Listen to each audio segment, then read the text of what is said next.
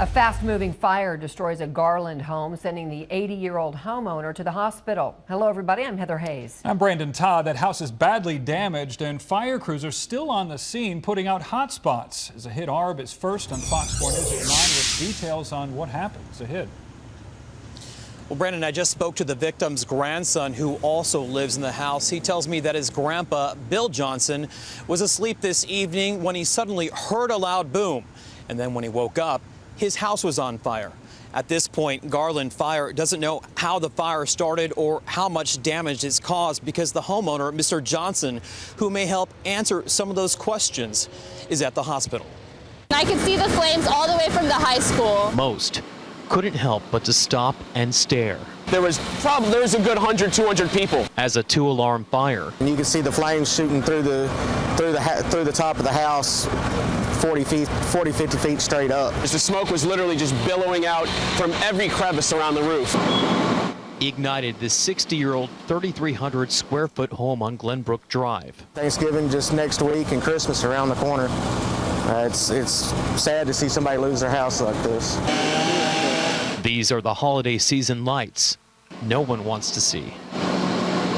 Sky 4 captures the fire at its peak with flames raging through the roof in two spots. It was definitely scary. According to Garland Fire, a man in his 80s was at home alone when the fire started just before 5 o'clock. I could just feel the heat. I was wearing a sweater and I took it off. Fire crews were able to get the homeowner to safety. Officials say he was walking around and will be treated for smoke inhalation and minor injuries. A viewer shot this cell phone video of the man being taken to Parkland Hospital for treatment. He didn't want to go, but I think they were just being precautionary.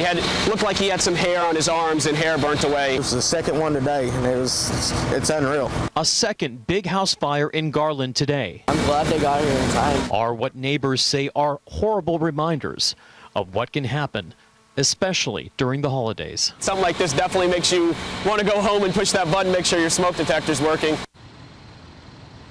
Investigators couldn't go into the home until a short time ago because it was just too hot. You see them out front of the house right now with flashlights. They are just starting that process as we speak. They're going to look for the darkest burnt spot and look for a cause from there. But once investigators interview Mr. Johnson, once he gets out of the hospital, they should know a lot more information. Heather? Well, yeah, that'll certainly help in the investigation. So you're right, they've got to go in, look for that dark spot, and look for other clues, Zahid, to try to figure out what started this.